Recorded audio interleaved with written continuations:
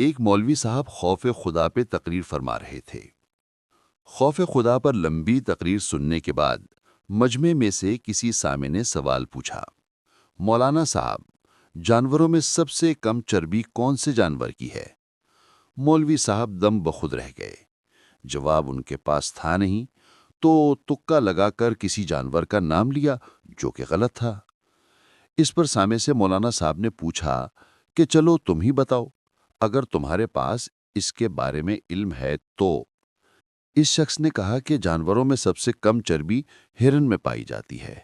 وجہ اس کی یہ ہے کہ اسے ہر وقت چیر پھاڑ کرنے والے جانوروں کا خوف رہتا ہے، حتیٰ کہ جب وہ پانی پیتا ہے تو کئی مرتبہ ارد گرد نظر دوڑاتا ہے کہ کہیں کسی کا شکار نہ بن جاؤں۔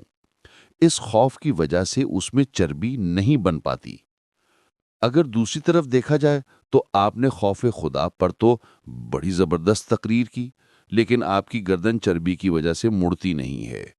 مجھے آپ کی سنائی ہوئی اس تقریر سے اتفاق نہیں ہے۔